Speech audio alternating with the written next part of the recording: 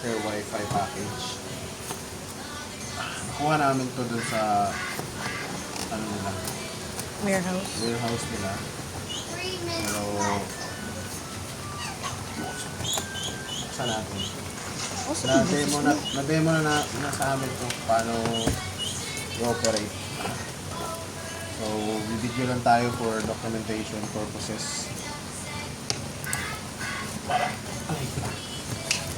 Yeah, for warranty.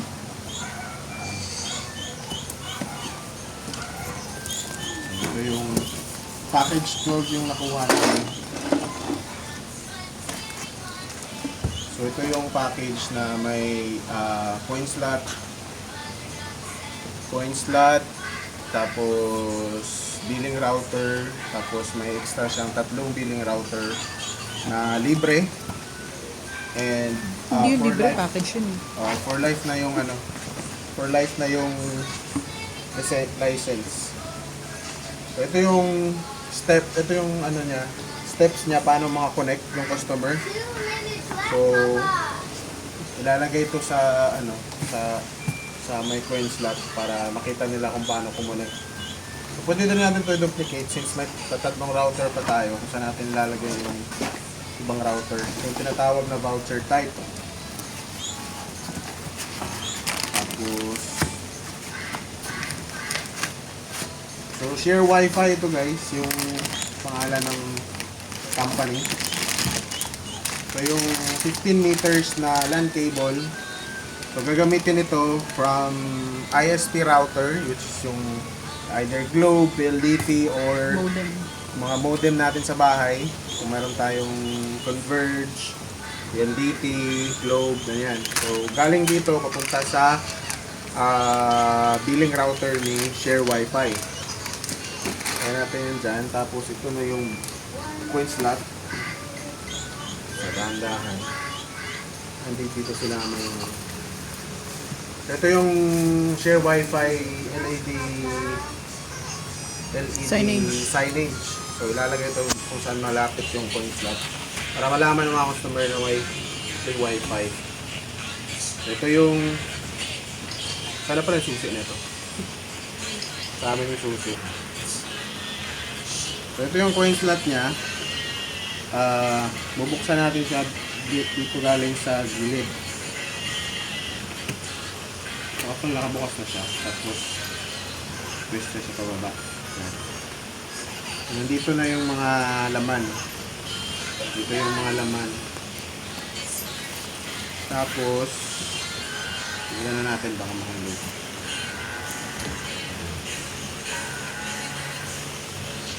So, buti dito na titira yung coin slot. So, dito yung billing router niya. So, ito nakalink na to dito sa doon sa warehouse nila. Nilink na itong billing router at saka yung coin slot. So, naglilink tayo ng ng billing router at saka sa coin slot doon sa sa app na mismo na install natin. So, kung galing pa to ibang bansa, kung hindi kami pumunta ng warehouse, kami pa yung mag-link nito. So, since pumunta na kami doon, tinulungan na nila kami na i-link. So, pakita pa natin yan sa ibang mga video. So, ito yung niya. So, to siya, parang paired talaga to. So, hindi to pwede magpalit doon sa ibang billing router. So, ito talaga yung para sa kanya. Tapos, yung hindi na nakasira itong mga tulungan. Ginawa na lang ba? Ginawa na ng box yung So, sarado na natin to. Ito yung loob ng loob ng Share Wi-Fi So, maliit lang yun siya. Napaka-integrated nung circuit. Kaya siya kakaiba sa lahat ng mga Wi-Fi, piso Wi-Fi dito sa Pilipinas. Kasi, ang Share Wi-Fi, integrated yung system dun sa coin slot mismo. Unlike yung mga regular na piso Wi-Fi dito sa Pilipinas, yung coin slot nila is parang general coin slot. Tapos kaya medyo bulky yung mga nila kasi yung mga yung system na kinakabit nila dun sa coin slot, sa common coin slot, nakalagay dito or nakalagay dito. So, since ito, integrated na siya, buo ito, yung coin slot, napakaliit lang, tapos buo siya. So, hindi talaga siya pwedeng gamitin sa ibang coin slot. Hindi siya pwedeng paghiwalayin, kumbaga. Kasi ginawa nung manufacturer is pinagsama yung coin slot at saka yung system mismo. So, sarado natin yan. Ito pala yung lulusot natin ito. Magbubutas tayo dito. May mga butas naman ito. So, pusukin na lang. Ito yung papunta sa signage, sa LED signage. So, sabi natin ito. Okay. Tingnan natin itong laman itong. So, itong sa packet nila dito sa loob. Ito na rin pala yung magiging lagayan ng coins na ilalagay dun sa loob. Itong bag na to. Makapal siya na parang, tawag dito, mesh. Kasi ito, LAN cable, maliit. So, ano lang to, intended for testing.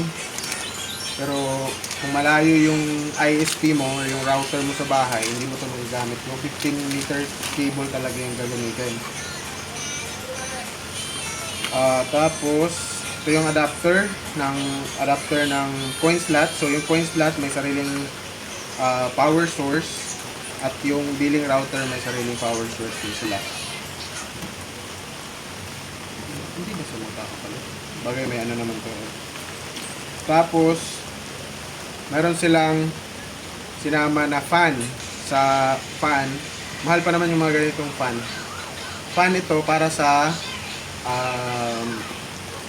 billing Paano router. kakabit yan?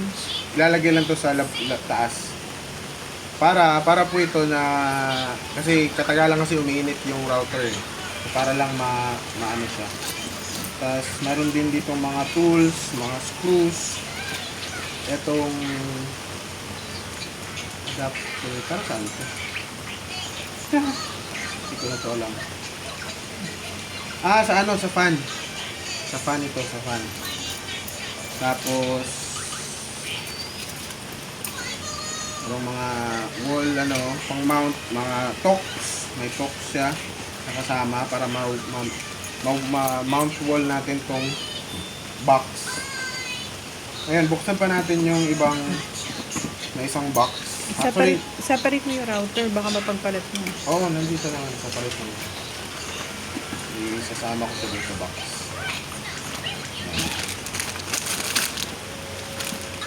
Yung susi, Kasi baka naiwan mo sa loob. hindi ko naman nalagay.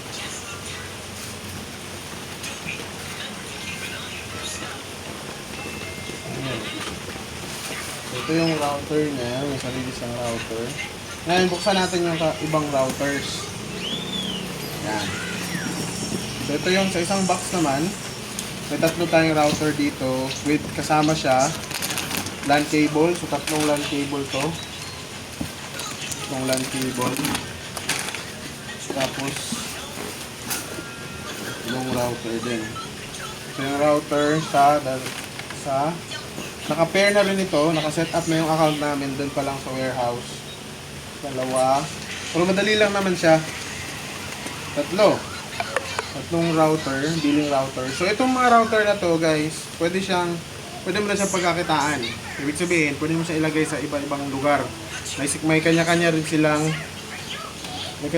silang router or ISP. Pwede ba din naman siya sa isang lugar, pero parang useless kasi siya pag sa isang lugar kasi since may isa ka ng connection, diba? So hindi na magagamit yung iba. So maganda talaga ilalagay mo siya sa iba-ibang lugar. Tapos ito na yung mga adapters nila, power supply, at saka yung fan. May separate fan lahat? May separate fan sila lahat. Galing So mangyayari kasi nito pag yung package 12 yung kinuha mo, which is 12K siya. Pag package 12 kasi so yung maganda kasi sa package 12 kasi meron ka ng isang coin slot sa isang lugar, tapos yung itong tatlong billing router magiging voucher type yung magiging operation niya. So malalagay mo siya sa ibang lugar, yun nga lang, voucher yung magiging sistema. So, generate ka ng voucher, pwede mo siyang pangkalahatan, maramihan, tapos kakat-cut mo na lang, tapos paggamit mo dun sa mga customers mo. Na magbabayad. So, yan, yung magbabayad. So, yun. Maganda ang share wifi guys kasi sobrang organisado nung system. Mayroon silang halos 24/7 na support, pero siyempre pag 10 yata wala nang tatawag. Pero pwede ka pa rin mag-file ng ticket sa ano nila, sa Messenger. Tapos tawagan ka the next day. Tapos mura lang. Nag-inquire ako sa iba, mahal yung mga ganitong klase ng package. Tapos malalayo pa. Hirap kang makahingi ng tulong kasi nga tao lang yung baga person to person lang yung ano ba, hindi siya parang gaya nitong share wifi na company na talaga siya. May customer service kang maaasahan na tutulong sa'yo pag may mga problema ka. Tapos meron din silang parang price guaranteed na kung halimbawa magma-monthly ka sa kanila, magma-monthly ka kasi mayroon silang monthly, mayroon silang installment. Just in case in 1 month hindi ka maka 500 pesos na kita, pwede nilang hindi kung just in case hindi ka makabayad kasi doon mo naman kukunin yung pambabayad mo. So in case hindi ka makakabayad, hindi nila i-determinate yung access mo sa system. Kasi dapat ganun pag in 1 month hindi ka makabayad, i-determinate nila yung access mo dun sa system. So hindi mo magagamit. So may mga ganun naman talaga na cases, pero pag nakita nila na hindi ka kumita ng 500 dun sa account mo, hindi nila kasi parang price guaranteed nila yun na kikita ka talaga in 1 month. So yun guys, mag-check na kayo, share wifi sa Facebook. Contact me. Contact me.